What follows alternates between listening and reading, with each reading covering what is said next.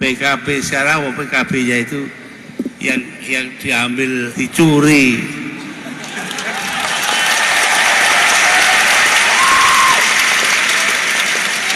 Dicuri dengan bantuan pemerintah.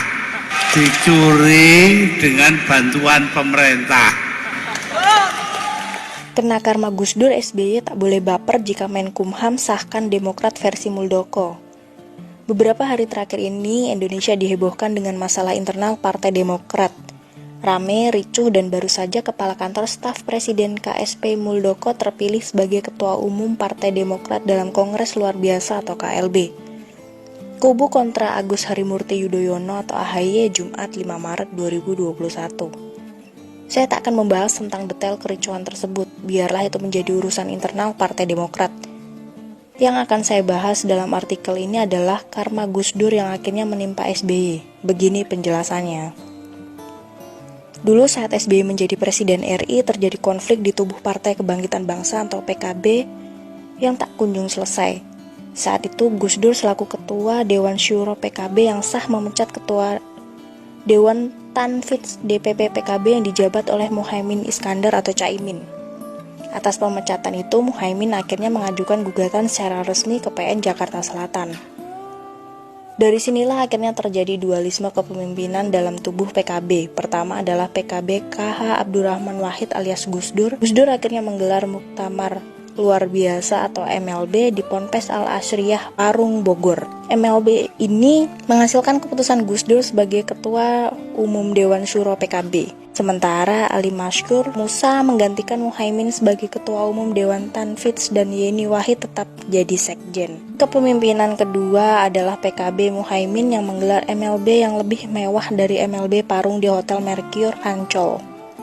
MLB ini menghasilkan keputusan Muhaimin sebagai Ketua Umum PKB, sementara KH Aziz Mansur diplot sebagai Ketua Dewan Syuro dan Lukman Edi sebagai sekjen.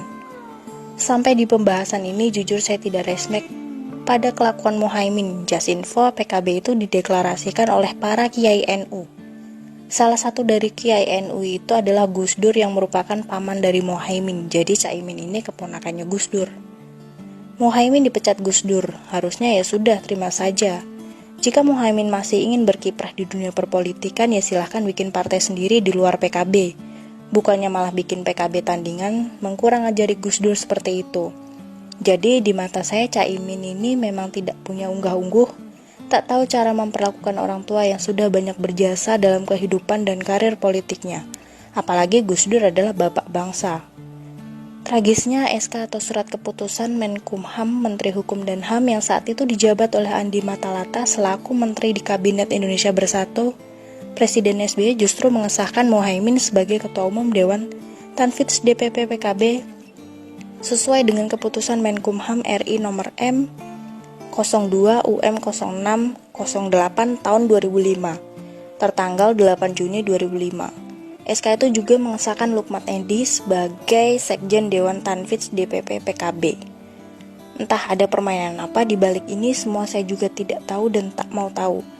Yang saya tahu Gus Dur sama sekali tak pernah keluar-keluar menjelek-jelekan Muhaimin apalagi membuka aib Caimin. Dan satu lagi yang saya tahu, pelengseran Gus Dur dari PKB, partai yang dideklarasikan dibesarkan oleh Gus Dur ini terjadi di zaman SBY. Catat.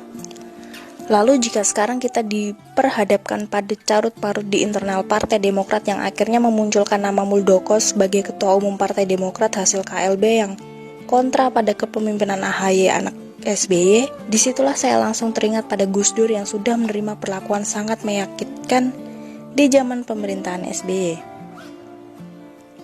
Sejak dulu saya selalu percaya bahwa yang kita tabur itu juga yang akan kita tuai. Mau pakai istilah hukum tabur tuai atau hukum karma sama saja, intinya jika kita menebar kebaikan, maka kebaikan itu juga yang akan kita tuai. Begitu juga sebaliknya jika kita menabur kejahatan. Dan karma Gus Dur inilah yang sekarang sedang dihadapi oleh SBY, sehubungan Pangeran Putra Mahkota Cikeas yang tidak dipercaya oleh sebagian kader Partai Demokrat itu sendiri. Dari sini SBY sudah seharusnya merenung dan introspeksi diri tentang segala kelakuannya di masa lalu sampai sekarang makin lama makin tak sedap dipandang mata. Sampai di titik ini sudah seharusnya dan sepantasnya SBY juga tak perlu baper apalagi marah menyalahkan sana-sini jika nantinya Yasona Lawli selaku Menkumham RI saat ini justru menerima dan mengesahkan Partai Demokrat kubu Muldoko. Akhirnya saya bisa mengambil kesimpulan hukum tabur tuai dan hukum karma itu memang nyata. Makanya jadi orang jangan jahat, Tuhan tak suka.